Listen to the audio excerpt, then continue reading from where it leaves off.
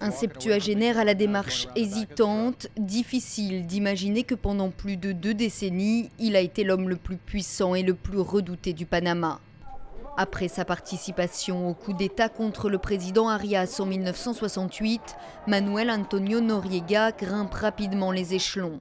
Promu à la tête des services de renseignement, il entre en contact avec la CIA. Il devient alors agent double pour les États-Unis et Cuba jusqu'en 1986, grassement payé pour ses services. Après la mort du général Torrijos en 1981, il s'installe à la tête du pays avec le grade de général et le titre de commandant en chef de la garde nationale. Sous sa dictature, le pays devient une plaque tournante de la drogue, un Eldorado pour le trafic d'armes et le blanchiment d'argent. Surtout, la répression s'intensifie contre l'opposition. Les Américains commencent à critiquer ses méthodes expéditives et se retournent finalement contre lui. Renversé puis arrêté en 1989 lors de l'intervention au Panama, il est condamné à 40 ans de prison pour trafic de drogue.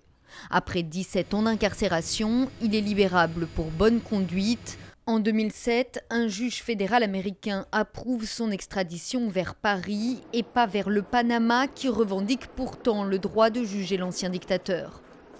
Y a-t-il des raisons politiques derrière tout cela? Est-ce que la proximité du général Noriega avec le président Bush père?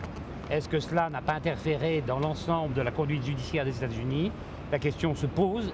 C'est donc à Paris qu'il a atterri ce mardi. La justice française l'accuse d'avoir blanchi de l'argent sale provenant du trafic de drogue entre 1982 et 1989, en achetant notamment des appartements de luxe à Paris et Marseille, et l'a déjà condamné par contumace. Manuel Noriega a été condamné en 1999 en son absence à une peine de 10 ans d'emprisonnement. Il a fait opposition à ce jugement, c'est-à-dire qu'il a demandé à être rejugé, mais cette fois-ci en sa présence. Il va y avoir donc un nouveau procès. Car le général Noriega conteste les faits. L'accusation soutient que les fonds proviennent du trafic de stupéfiants. Le général Noriega soutient que cet argent provient de la CIA. Ses avocats souhaitent que la justice française se déclare incompétente et que leur client soit jugé dans son pays. En raison de son âge, l'ancien dictateur de 76 ans pourrait bénéficier d'un régime carcéral clément.